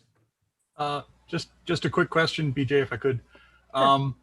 I was a little discouraged that the city chose to ask you to pull the sidewalk out to the street entirely. I do appreciate the fact that you widen the sidewalk to 7.5 feet, which is a good thing. But I'm a little disappointed because it seems to me that it is, if anything, it makes that piece of the sidewalk between the two curb cuts a little more hostile to pedestrians. It's not really as protected from the moving traffic of High Street as it could be. The section of your sidewalk to the north, which has, I think, about a 4-foot separation and a curb, to me seems a much more successful solution, particularly because of the curve for the truck access. And I completely understand the need to have that right out access for the truck and the need for that wide turning radius for the truck.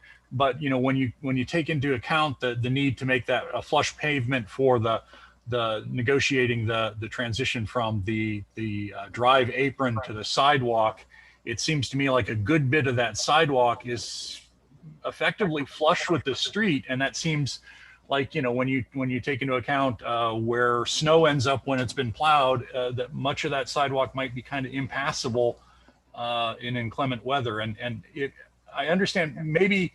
I guess my question is this: if the city were encouraged to reverse themselves on that, you would follow the city's lead and do what the city asks you to do, I assume. Yeah. Okay. Yes. Right. I've hung around my young son too much.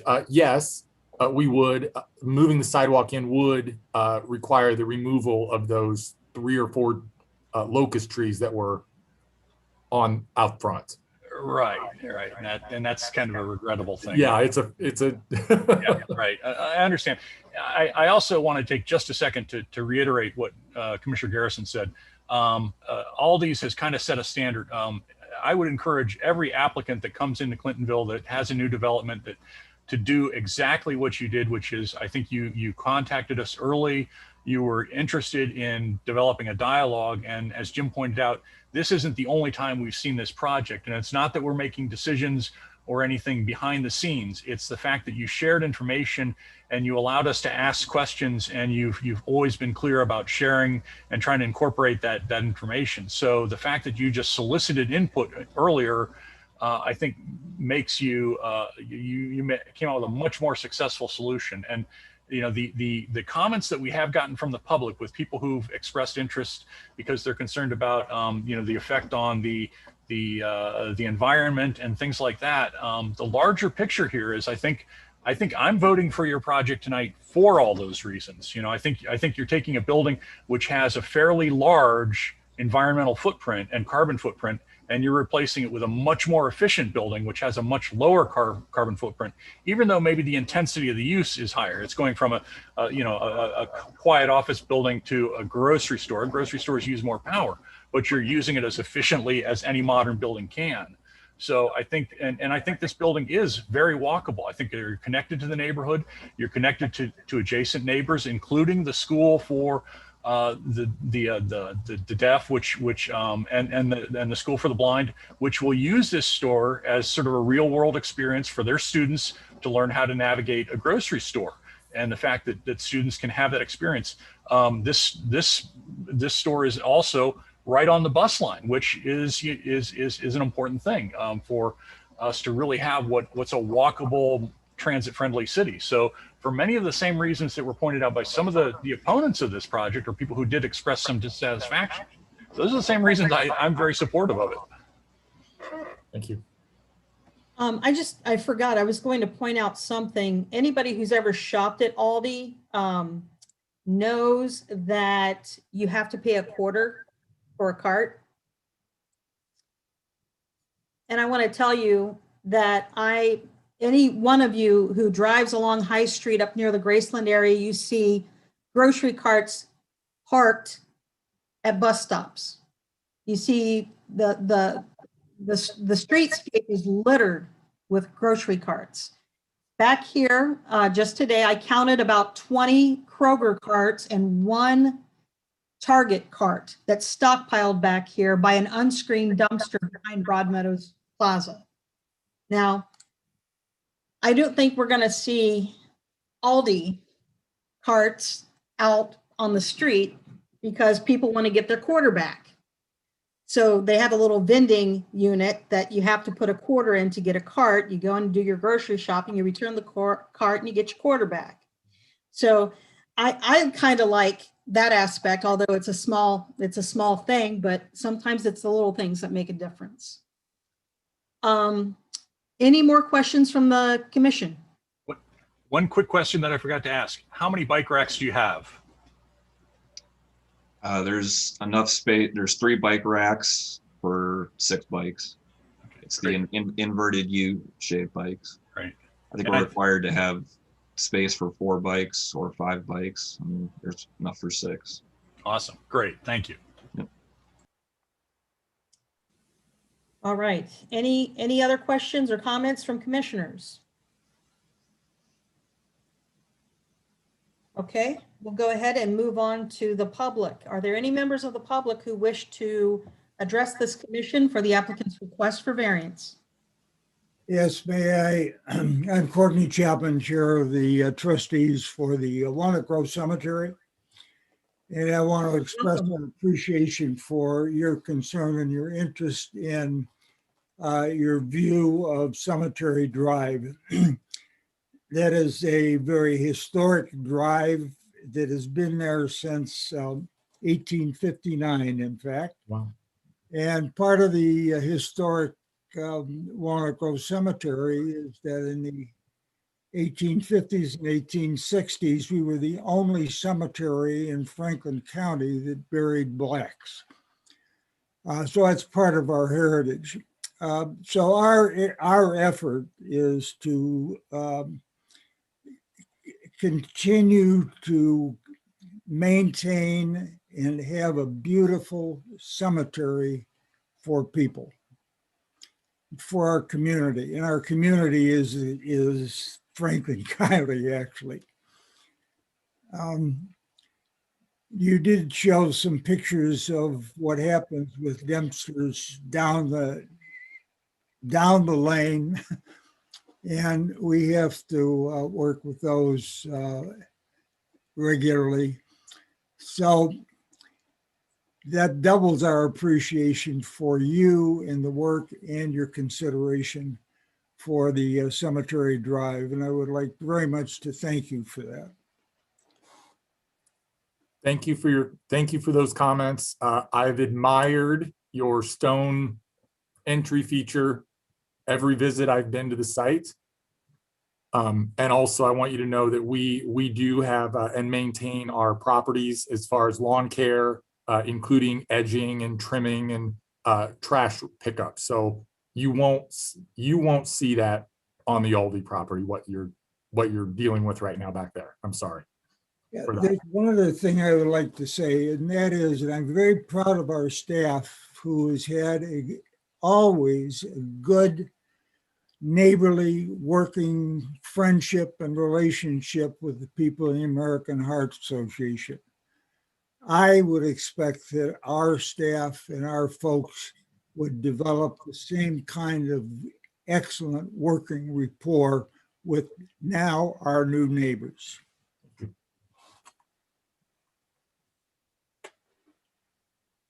Well, thank you so much for being here. We appreciate that.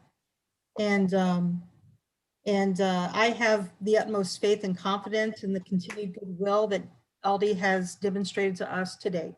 And I appreciate you reaching out that olive branch and wanting to ensure a happy welcome. Thank you for that.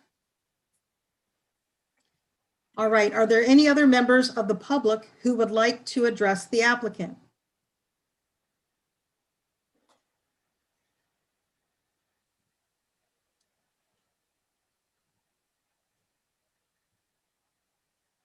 Okay. Hello? Was that somebody trying to chime in? You can speak. All right. All right, we'll circle back and see if anybody has anything else to add from anyone. Okay, do we have a motion on the floor to vote for these variances? So moved. I'd second. Okay. And let's go ahead and call roll. Do you want me to read off the variances, or are we okay with having the visual presentation of them? I'm happy with visual. Okay.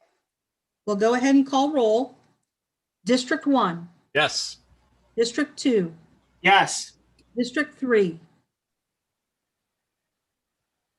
District 3. Yes. Thank you. District 4, Yes. District 5, Enthusiastic, yes. District 6, Yes. District 7, Yes. District 8, Yes. and District 9 too shall vote yes. So Thank congratulations, and thank you again for your continued goodwill. And we'll look forward to more of that. And we'll have your standard recommendation form to the BZA by you to no later than Monday at noon. We'll copy your city planner on it as well. Wonderful. Okay. All right.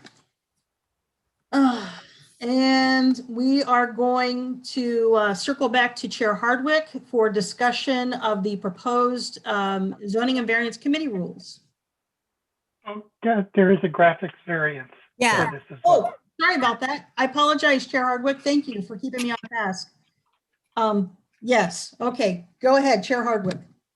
Okay, and just before I go into this, the meetings that I attended with, they talked about how we had meetings with commissioners. It was only me, Chair White, Commissioner Votero, and Commissioner Garrison. That means there are only 3 commissioners there. And that was the total of it. There was no round robin, so there was no open meetings issues there. I just wanted, since we're talking publicly on the internet about how much cooperation they had with the commission, I wanted that to be clear. The next one is graphics GC 21003.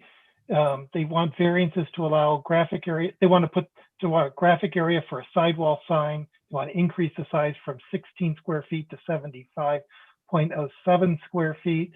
The reason is that they have 95 square feet is allowed on front, and they want to put equal size signs, equal size 75.07 foot signs on both the front and the south side, if I remember correct. South side is correct. And that's the side that faces the CVS. It was approved by a vote of 8-1. Diane Hayford voted no. She's not persuaded that the 2 big signs have to match each other because she sees lots of other examples of businesses with different size signs. But that was, I think we didn't see any problem with the sign, especially given that it was facing CVS and given that it's standard, it's farther back than normal, and it's 2 matching signs next to each other. Ken, can you share the Certainly can. Yep. graphic? Yeah.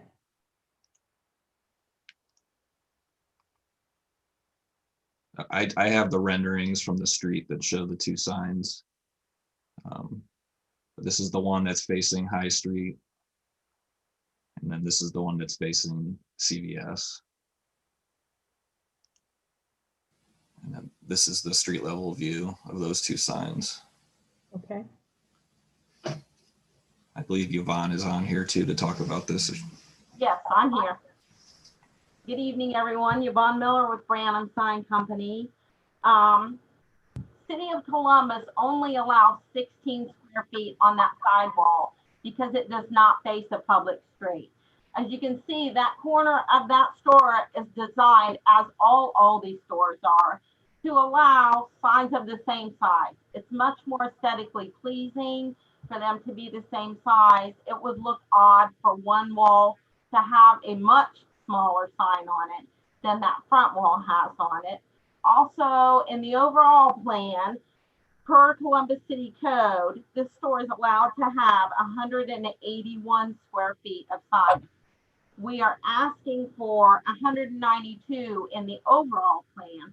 So we are only asking for an additional 11.4 square feet in all three combined signs. These signs are LED illuminated, energy efficient. I've been with Aldi sign program for 21 years. They take excellent care of their signs. They do regular maintenance on them. They change the faces regularly so that they always look nice. If you have any questions at all, I'd be happy to answer them.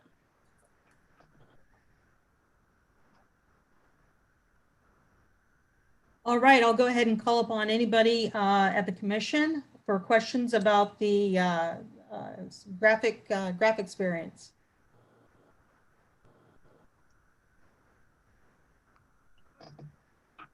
No questions for our applicant? No questions for Yvonne? Okay, are there any questions from the public about the sign variance? Please speak up. Okay. Do we have a motion on the floor to vote for this sign variance? I'll move to vote. I'll second it. Thank you. We'll call roll. District 1? Yes. District 2? Yes. District 3? Yes. District 4? Yes. District 5? Yes. District 6? Yes. District 7? Yes. District 8? Yes. District 9 shall vote yes. Okay. We'll have that standardized recommendation form to you no later than noon and copy your city planner. Thank you, Yvonne. Thank you so much. We appreciate it. Thank you, everyone. I look forward to meeting you all in person at the grand opening, hopefully. Well, yeah, we're looking forward to it as well. And thank you so much for your continued hard work.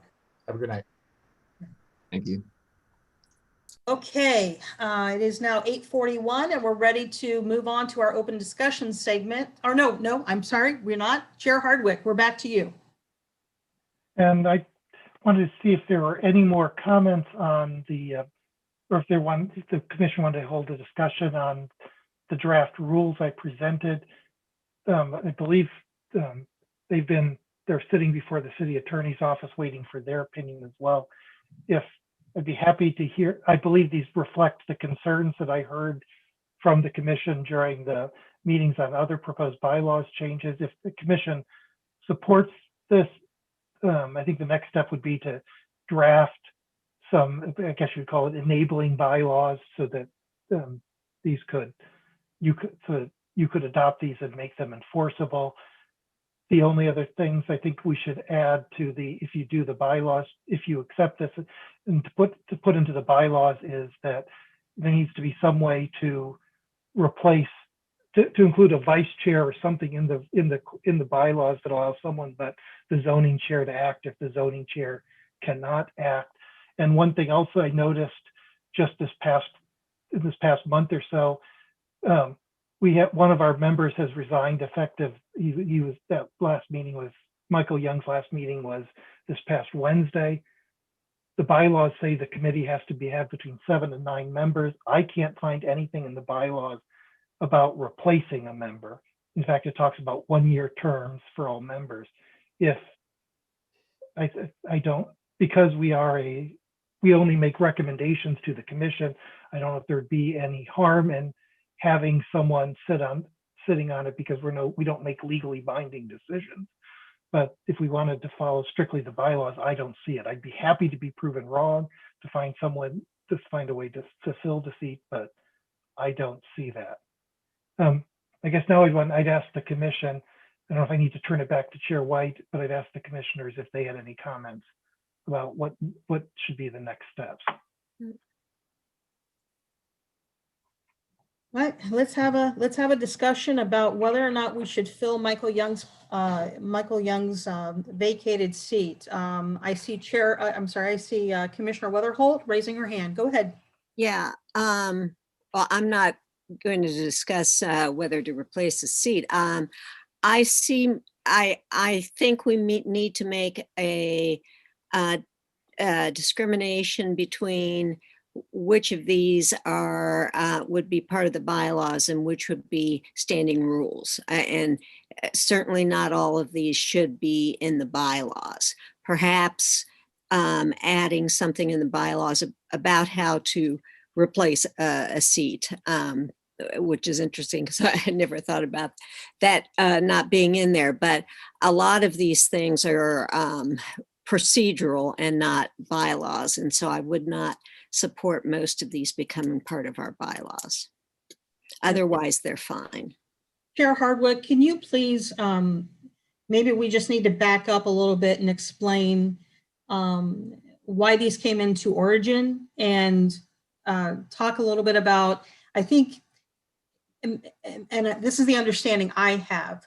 So the election committee, like we have bylaws and defined standing committees. We have 6 standing committees defined in the bylaws, and it talks about who can serve and how, you know, who can serve and how long and that kind of thing. But then the election committee within the committee has its own set of rules. Is this what you were hoping to do, is not necessarily make a bylaws change with the addition of all this context, but to say that your standing committee has a set of rules. And then from that rules that you've drafted up, that you've scribed, there may be 1 or 2 that would require bylaws change. Is that correct, Chair Hardwick?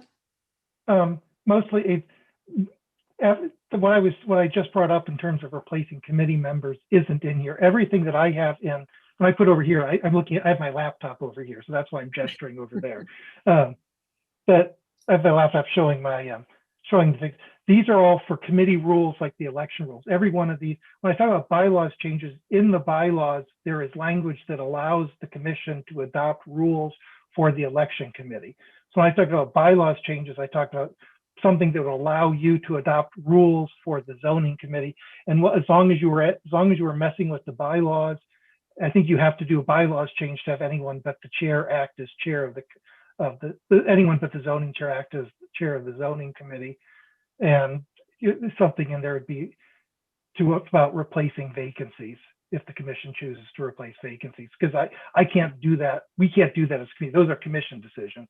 But everything that I submitted is supposed to be a rule, including the mission, which I think one of the most important parts of it is just setting forth what the purpose of the committee is, so that people can understand. I think it's just a good guidance to understand that we're trying to give everyone a chance to have their best say, and then to give you the information you need. Those are the main roles. Well, I think could I speak for a minute, BJ? Yes. So I think, the simplest thing to address is having, a vice chair to step in when, if Stephen is unable to chair, and that's pretty, on point and simple. The other thing about replacing members, like Michael's moved out of the district, so of course he can't serve anymore. Last year, Paul Bingle moved out of the district and we immediately replaced him. The year that I came aboard, and I believe Sharon Grove, Dana Bagwell had stepped down, Stephen took over for Dana. I think one other person resigned when Dana resigned. And that's kind of how I and Sharon came on the committee. So there was kind of an announcement made.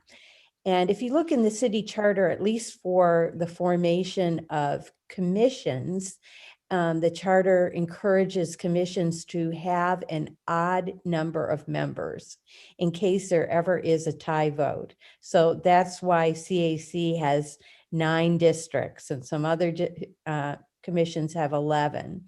So I think would be great to keep it an odd number and just put an announcement out there that there is a vacancy. And maybe we could look back and historically see, was the zoning and variance committee ever less than 9 people? At least in the 5 years I've been on, it's always been 9 people. Judy, when you came on and when Stephen became chair, that was at the normal time of committee changes. So that didn't come in. I don't remember when Paul, what month Paul left. That might have been one that we replaced, but I know when you and Stephen went on, it was at the normal committee changes. So that didn't come into effect. Yes, Chair, Commissioner Minister is absolutely right. In the past, that's what we have done, and there's been no harm from it. I guess with all the looking at the bylaws, I was in the process of when you make rules like this, you take a closer look at the bylaws than you have in the past, and maybe notice things you haven't in the past. I don't see a harm. I don't think there's a harm in the committee having an even number, because if we vote 5-4 or 4-4, that basically tells you it's a close issue, and you're gonna I don't know if that as a committee member, since we have no formal decision-making process, I'm not as concerned about that. I think the real reason to fill it in would be to give one more person an opportunity to serve, to find the viewpoint that, especially if the commissioner sees that there's a viewpoint that's not on the committee now that should be on the committee, that would be a good reason to do it. And partly because we don't make final decisions, and there's I guess we could say there's past precedent. This is how we've done it in the past. We don't make any final recommendations to the our vote. You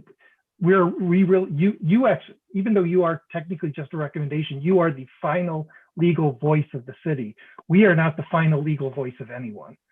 Our job is to help you come to a decision. So I think you can be a little less. I don't think you have to be as worried about the formalities as you do in other situations. But I do think it would be good to codify that in the future so there is no question. I agree. I think it's better to be down a man or woman and go with the quality and the depth of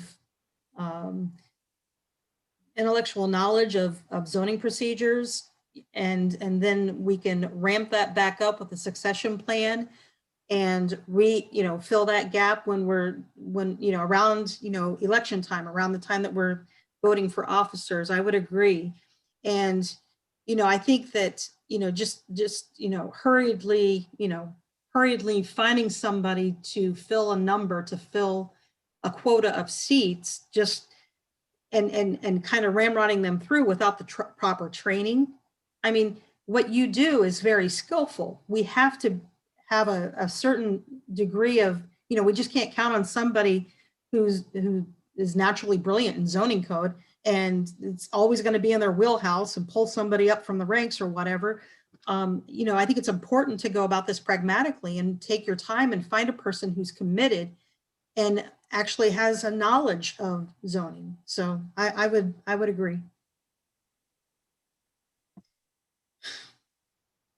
So do we want to let Michael Young's position be vacant until rebuilding time with the turn of the calendar in June? I don't think there'd be any harm in putting the word out now. And maybe since this is a point where we're making changes, and you mentioned about the qualifications of, the next new member of the Zoning and Variance Committee being important, maybe more important than some committees, because there is some background knowledge that's required, and that really helps with reviewing some of these applications. Maybe we could kick in Michael Weinman's suggestion from a few months ago about the application. Why not set an application out on Facebook now and on the Clintonville Commission.org site saying, hey, we have a vacancy, which, now's the time to apply if you have interest in zoning and variance issues, which is really our primary function, is to review these applications. We spend most of our hours every month reviewing applications. So I don't think we can be early enough in putting the word out there.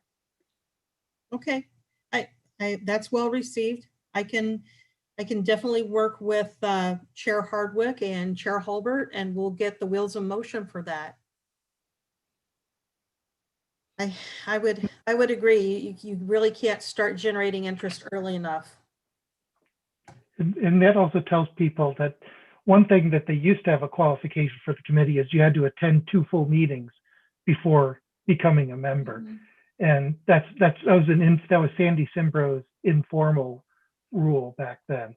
And I think if you tell people, I don't think that should be a rule, but I think you could tell people, if you're interested, sit through the meetings on YouTube. And if you can't sit through them, maybe this isn't that you should find another volunteer. If you sit through them and you want to participate, then that's a good screening tool for someone. Right. We'll work up to that, and we'll get the wheels in motion on that. But I think that's a great idea and very proactive. And would the commission like me to go ahead and try to draft some basic enabling bylaws so that you can formally adopt rules like this? That would be great. Thank you. And thanks for all the time you've put into reviewing the bylaws. You know, they're not the most fascinating things in the world to read. So I appreciate your legal expertise and your legal eye and looking through everything. Thanks. You're welcome. My first volunteer position on the commission was on the bylaws committee. So What do you mean by enabling bylaws? I mean, the bylaws and standing rules are different. And so I don't want those terms to be interchangeable. They're rules, a bylaw that allows you to adopt binding rules. So the bylaws wouldn't say what the rules were. The bylaws change would just say that you could adopt them, and that they would then become the rules of the committee. That's what I'm talking about. Nothing that I submitted to you would become a bylaw in itself. All I'm asking is, I don't see any authority to make these rules binding. And so that's, if you make a bylaw that says you can create rules, then it's not just, what I have now is my guidance. Yeah. That's what I'm looking at. Do we have anything like that for the election committee? Does it say that in our bylaws about the election committee? Yes. I don't remember. Okay. I think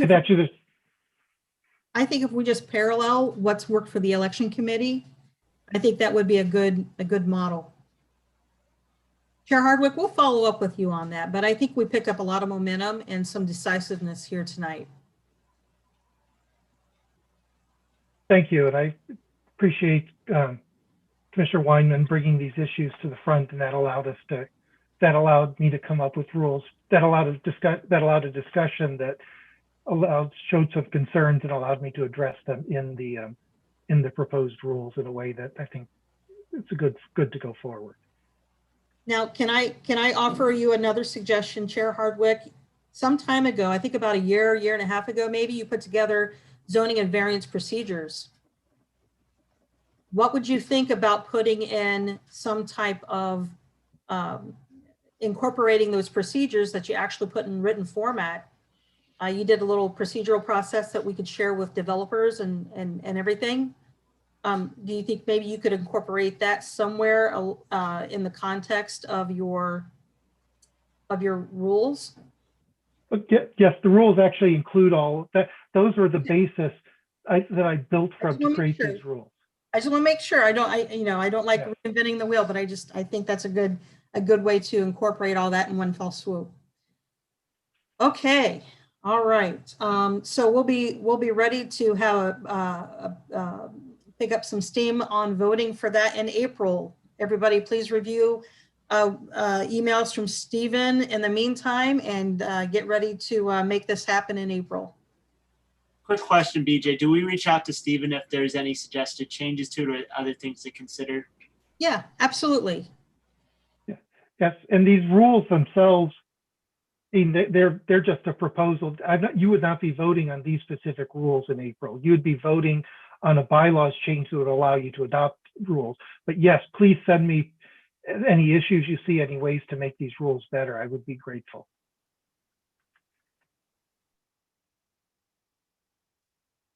We've got 8:58, and we've got Commissioner Minister wanted to talk a little bit about about the snow plowing and the Columbus Dispatch article. I'll hand it over to you, Commissioner Minister.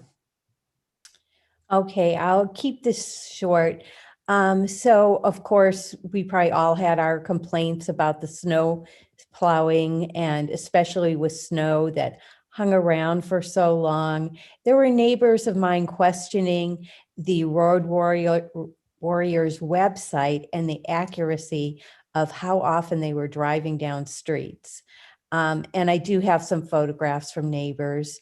But the crux of the matter was there was so much truth in the Dispatch article. I mean, our current system really is designed to fail, or at least keep neighbors on slow traffic streets unhappy. Of course, you know, I'm a realtor. I have one client right now who's, been a 10+ year residence. And one of the reasons they gave me for wanting to move to a suburb now was their whole frustration within the 10 years they have lived on their street. They swear their street has never been plowed. Then I have other neighbors emailing me. And of course, we all know Judy Robinson and other wonderful proactive neighbors we have about the trash along the highways. So I see those two things as like two core issues in the city of Columbus that are like basic city services, but we have a huge budget, but they're really not handled well. And there needs to be a plan for every street to be plowed, even if it involves getting more trucks. I mean, Westerville does it, Worthington does it. Columbus has never been able to do it. In the last 5 years, our highways have never looked worse. There's traffic cones and coffee tables and pieces of couches. There's sections of 71 that don't look a lot better than that alley you photographed, VJ. I mean, just like things that fell off a truck will be sitting next to the highway for weeks. And one of the worst sections is probably from East North Broadway down to 11th and right around the fairgrounds. We've done a zillion resolutions over the years. I'd love to do a trash resolution, a basic city services kind of entitlement statement. I don't know what's happened that our highways have gotten so bad, but that's all I have to say. Two core issues: ice on the side streets, trash on the highways. Okay. Thank you, Commissioner Minister. We appreciate that. We'll have those as working topics. And even if it's about snow, and we'd like to believe snow is behind us right now, sometimes the best solution is sought when it's least needed. So we'll have that as a working solution here in the upcoming months. Let's go ahead and move it over to Commissioner Garrison real quick. Would you mind providing us your synopsis as to where you are in the progress with the TJs? Yes, I'll be brief because frankly, this is an ongoing thing. But for those who have seen the news, the TJ's site has been the focus lately, and the situation, as I understand it, after having talked with everyone, and I've been talking with press links, and frankly, sometimes they have better bandwidth in terms of getting factual information than I might have. But the site, the people that own TJ's is not TJ's, the site that is, and TJ's leases the site, and their lease is up in May, and the owners of the property have decided not to renew their lease. They have apparently decided to work with Chick-fil-A, and Chick-fil-A has submitted a preliminary site compliance plan to the city. They did that at the end of January, and they had a meeting where the results of the review of that preliminary site compliance plan happened on the 24th. I asked to be given some access to that meeting, and myself and Commissioner Votero sat in on the meeting to listen to the different divisions of the city give their feedback to the preliminary plan. As far as everything goes, I gave comments to the city of Columbus to share with Chick-fil-A, and I reached out to them to kind of reiterate some of the intentions or desires by the community about saving the sign, concerns about traffic, and concerns about everything that might go along with this. It's a prominent location. We have a Clintonville neighborhood plan where things within that plan that have been put together by people over many months of their lives, for an important reason, have done so for purposes of making our community better. So I want to make sure that at least we get ahead of this, similar to the example that was set by Aldi. And so it seems as though right now everything has been pretty positive. I've asked specifically about what kind of plans they want me to share, and they don't have anything officially set in stone yet. But essentially, where TJ's is located, they plan to, or are proposing to, replace the building with a new location. It would have a drive-through, and they have the lot that is currently the Christmas tree lot, a proposed speculative tenant that would be kind of subleasing. There's discussions about how that parcel is put together and other things, but the discussions directly with Chick-fil-A and their civil engineer, they seem as though they're open to working with us on the design. They're open to working with the city of Columbus on their concerns. Their interest, if the sign is important to us, the sign is important to them. So these are all things that are very positive. It's still early on the process, and so I'm sure that I'll have a better update in the next meeting. But in terms of a high level, it's been a very good experience so far. It's a little bit of some effort to get everybody connected and in the right places. I did get a hold of the granddaughter of the person who fabricated the sign for Jerry's Drive-In, and they've done Pierce Brothers Cleaners and a lot of other signs that have come and gone over the decades. So I'm trying to reach out and get everybody in touch, and it's been overwhelmingly kind of a positive experience so far. So I think that's about as much as I can say on the record for now, but I'll have more next month. Well, thank you. I know that you're spending a lot of time working on the Chick-fil-A project. I appreciate all your efforts. Commissioner Weatherholt? Yeah, and I want to compliment Jim also. But I'm becoming increasingly concerned about the traffic pattern. And I especially, and well, I don't understand the whole drive-through thing, but that's okay. I'll figure that one out. But I know how difficult that entire intersection is in, just the alley behind Walgreens, trying to turn left or right. Even right sometimes is difficult. Traffic backs up past that street. Begins with an A. The one that's past. Yes, the one that's past the Christmas tree farm. I mean, traffic is regularly backed up behind there. And then, of course, High Street, before and south and north of Morse Road, can just be awful. And so, if I have to stew on something, the traffic and the traffic pattern is what I'm going to stew on. Yeah, and specific to that, what I will say is that traffic management looked at it as well as the different divisions, and one of the things that goes along with the rezoning of the parcels, because it is two separate sites and they're kind of intermixed. They're also different zoning classes of them, but so there will be some work there, and as part of that process, they're going to be required to submit traffic studies for the city to look at And, as we've seen before, traffic studies are not necessarily something that just gives you a definitive answer that this is just going to be fine.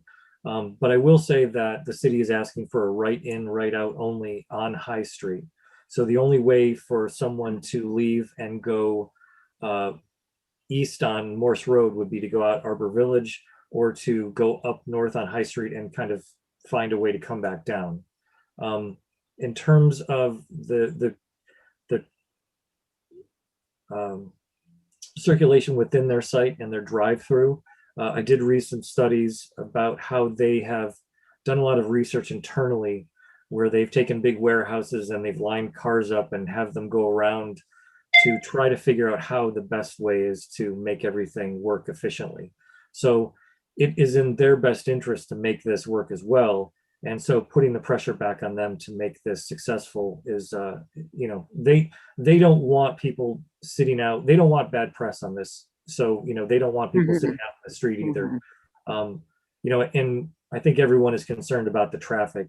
And I think that the traffic conversation will continue to be evolving and yield some more results as this goes along. I passed the Chick-fil-A out near Easton Friday, I think that, I don't know what day it was. It was a weekday. And I mean, that was wild. And I thought, I've got to come back here and see how that one works. It might give me some ideas. I'm usually pretty good about figuring out plans, but that one just didn't make sense to me. But that's my problem. Yeah, I'll make sure that they do the traffic study on a day that's not Sunday. Yes. Thanks so much, Jim. Sure. Jim, not to add to your list, but as a regular motorist, as a regular user of that Morse High intersection and driving there all the time, I want you to pay very close attention to where the bus stop, the Coda bus stop is in the northbound lane of High Street, and pay attention to where it is in the southbound lane.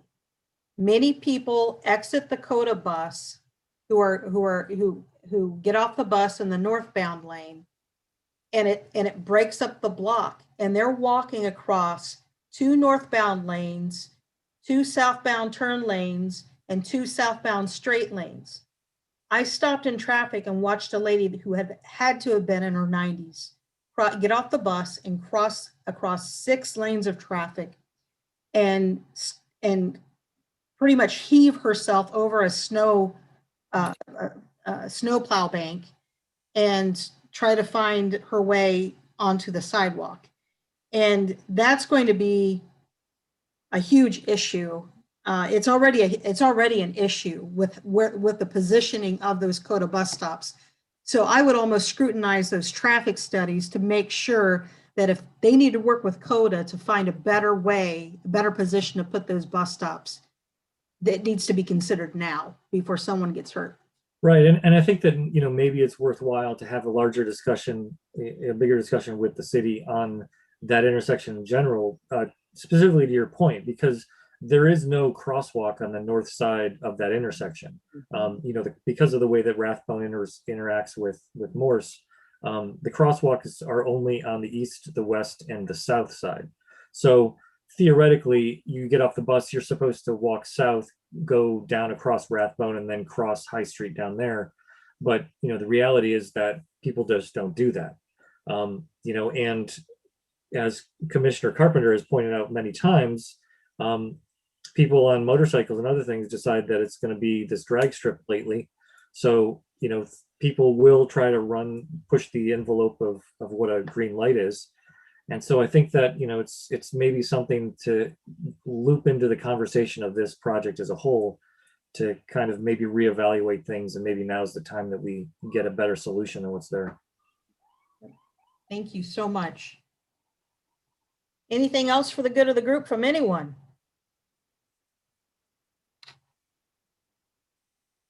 All right. Is there a motion to adjourn? Yes. There's a second. Second. All right. Thank you, everyone. Sorry we ran late. Appreciate everyone's hard work. Have a good March, and we'll see you in April.